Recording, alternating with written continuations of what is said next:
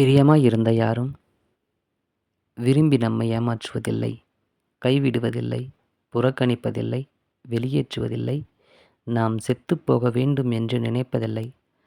அவர்களின் அன்பு மனங்கள் ஏனோ திரிந்து விடுகின்றன. அவர்கள் அன்பின் காற்று திசை மாறிவிடுகின்றது. பொழுது சாய்ந்தால் போல் அவர்கள் அன்பின் நிழல் இடம் மாறிவிடுகின்றது.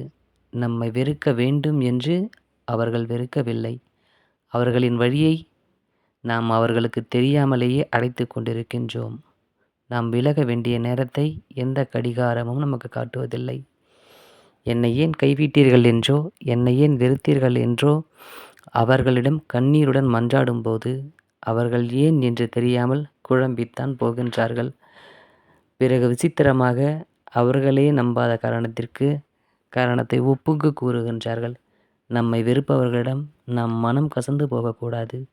அவர்களை கருணையுடன் புரிந்து கொள்ள வேண்டும், கனிவுடன் தாங்கிக் கொள்ள வேண்டும். ஏதோ ஒன்றை கையாள தெரியாமல் தான் அவர்கள் நம்மை வெறுக்கின்றார்கள். ஏதோ ஒன்றை சொல்ல தெரியாமல் தான் நம்மை தவறாக புரிந்து கொள்ளுகிறார்கள். அவர்கள் இரத்த அழுத்தம் அதிகரிக்கின்றது என்பதை தவிர நம்மை மோசமாக நடத்துவதற்கு வேறு காரணங்கள் இல்லை. இப்படியெல்லாம் நீ சிந்திக்க பழகு. உனக்கு புகட்டப்படும் நஞ்சை ஒரு தேநீரைப் போல பருகிக் கொண்டே இன்னும் கொஞ்ச நாள் உயிர் வாழலாம்.